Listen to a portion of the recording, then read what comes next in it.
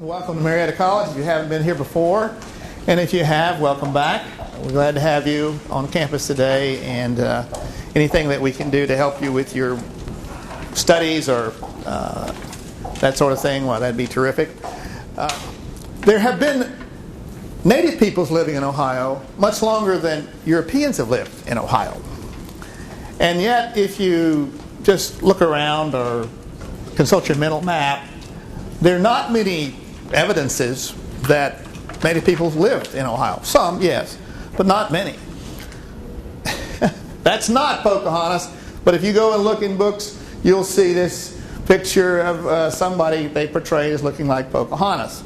About the only thing in that picture that's Native American is you've got some water back here, which we could pretend is the Great Dismal Swamp in Virginia, and this fur that's wrapped around her. But that's not what Pocahontas looked like. Now then, we really let our imagination run wild. This is another depiction, allegedly, of Pocahontas. And now they've got her out west. Okay? See the Plains Indian horse with the hand on the side? Plains Indian. And here's poor Pokey right here. And you can't see that very well, but they've got her shirt off in this picture. So they've really gone wild with this particular depiction. And I don't know where there's a waterfall like that in Virginia. Oh, well, I do. Falling Spring up in the mountains. I take that back. I've been there, but that's not very good depiction of what a Native American looked like in those days. Can it be any sharper? It's hard to see. It's a little bit out of focus. Sorry. Let me see what I can do. Better? Thank you. This is another Pocahontas image that I put in there just to kind of give you a sample of what we've done with probably one of the best known figures in Native American history. This is a very much European woman, not a Native American woman.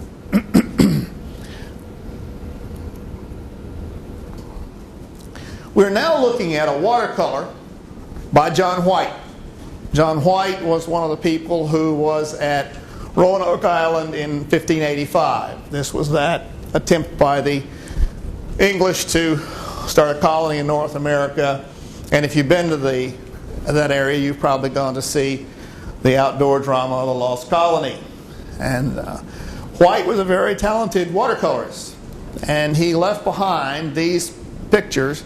And I show you these because this is what an Eastern North American Indian looked like in 1585. And White's done a pretty good job. Now, some of the things that he put in there were probably because of his European training. He never knew what to do with hands and feet. So you see, I don't think she's got a broken arm. I think White didn't know what to do with her. So he hung her arm in this necklace. Now, one thing we know is that there was widespread tattooing, and you see tattooing there, and there's tattooing there. Very common for married women of the Native American tribe. They have here a large gourd, and we know they use gourds for storage and for eating vessels. But to me, the most interesting thing about this particular slide is a little girl who has a doll. Now, that doll, if you can see this up close, looks like a Jesuit. And we know the Jesuits had been to the Chesapeake Bay in the 16th century. And apparently, in the trade, this little girl had acquired a doll that looked like a Jesuit. So that's a very standard picture of what a mother and child would look like. And the people who moved to Ohio in Native Americans in the 18th century would not look terribly different from that.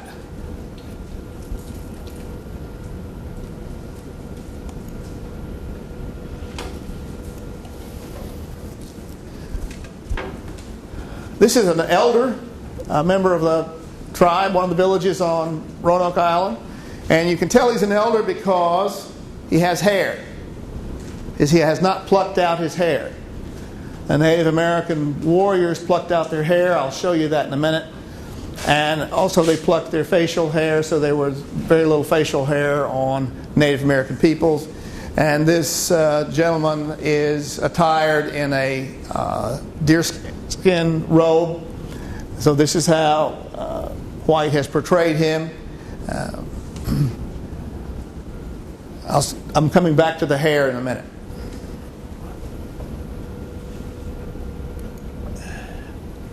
Now this is another female, and she is dressed like the first one we saw. She has a deerskin robe around her, and what White is trying to show you is that Native American women often carried their youngsters on their back. Now, I'm not sure this hyperactive kid was ever on the back more than a couple of minutes. Clearly, he has no intention of staying there, and the artist captures that moment. But notice again, in the case of this individual, we have tattooing on the upper arms, okay?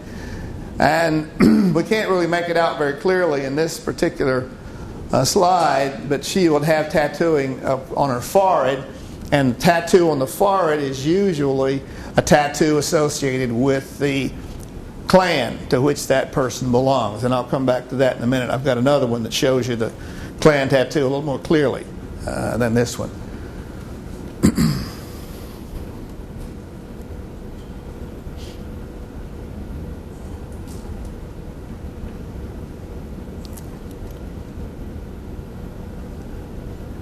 This is another female, and what White has told you is that she is the wife of one of the leaders, and you can't make it out here, but that's the name of the town, Secotan. There are two towns that White visited on Roanoke Island, and this is one of them, Secotan. And notice she has the tattooing. She has a very elaborate tattooing around her neck and down her chest. And you can't quite see the tattooing on her arms, but it's there. And she has some tattooing on her forehead, but the way her hair is combed, you really can't see it. But the tattooing is a mark usually of marital status or of some family connection. That's usually what the tattooing is about. And she too has the pretty standard deerskin around her waist.